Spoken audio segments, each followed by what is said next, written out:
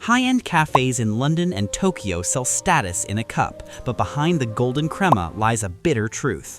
I'm Phil. Together, we will be following the money trail from luxury lounges to the dirt where these beans are born. We aren't just looking at prices, we are looking at the ethical cost of every drop. Let's bolt.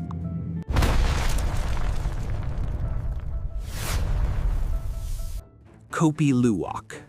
The world's most famous luxury coffee, Kopi Luwak, is far from the romantic tale of wild civets roaming free. While marketers paint a picture of forest dwellers choosing only the ripest cherries, the reality is a grim industrial operation. Investigation reveals that thousands of Asian palm civets are trapped in cramped wire-bottom battery cages, forced into a monodiet of coffee cherries. This leads to zoochosis, where the animals pace frantically and even gnaw at their own limbs from stress. What they don't tell you is that these nocturnal creatures are kept in high-stress, daylight conditions to maximize output.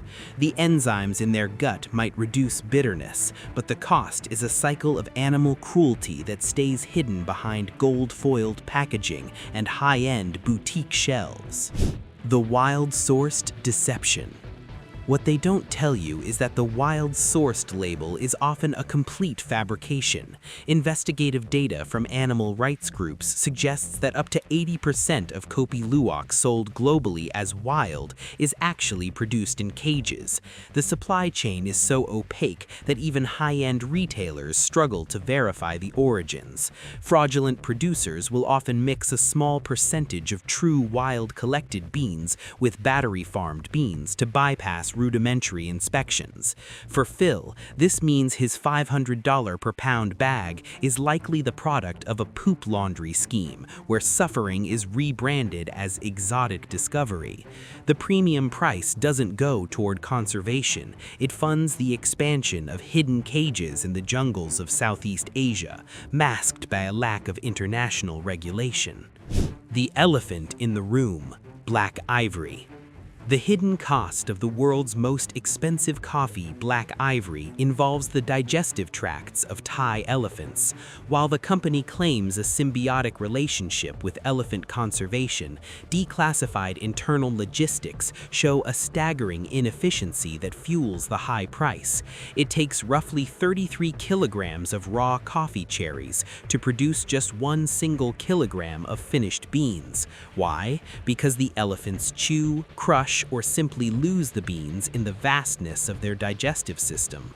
While this creates a unique tea-like coffee profile, it tethers a luxury product to the captivity of endangered giants.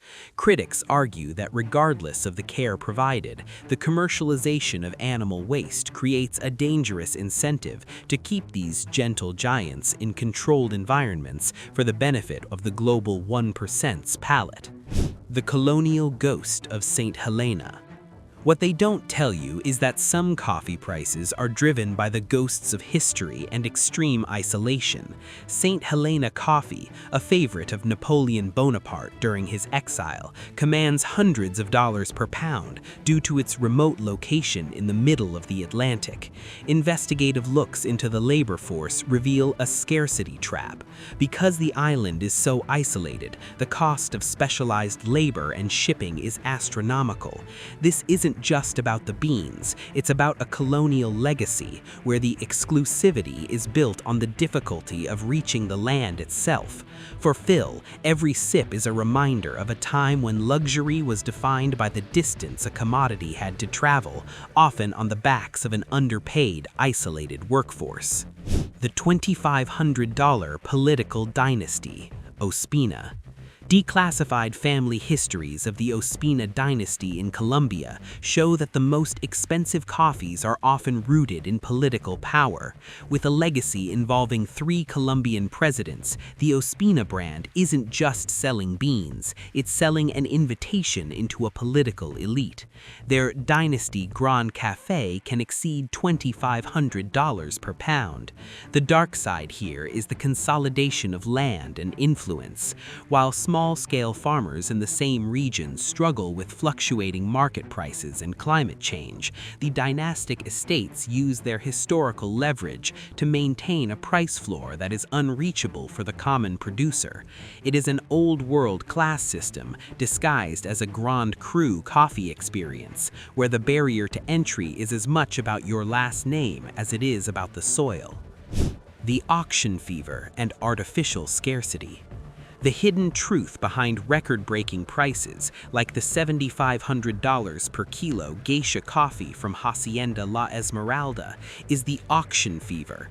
This is a manufactured environment where global roasters engage in bidding wars to secure micro-lots that represent only a fraction of a harvest. This creates an artificial scarcity that inflates the entire market. While it rewards quality, it also creates a winner-take-all economy. The declassified data suggests that while the top 1% of lots get these astronomical prices, the leftover beans, the ones the average worker actually picks, are sold at significantly lower rates. This creates a massive wealth gap even within a single farm, where the glory of the auction rarely trickles down to the seasonal pickers who do the heavy lifting. All right, mission debrief time. Let's look at the board. Civet cruelty. Battery cages hide behind luxury. Label fraud. 80% wild is actually fake. Elephant yield. Captivity fuels extreme 33-to-1 waste. Colonial scarcity. Isolation and history drive costs. Dynasty power. Politics and land wealth consolidate prices. Auction hype. Artificial wars create wealth gaps. The file is now in your hands. Would you still pay $100 for a cup if you knew a caged animal was the machine that made it? Let us know in the comments. And remember, check the source. It keeps you alive. See you in the next bolt.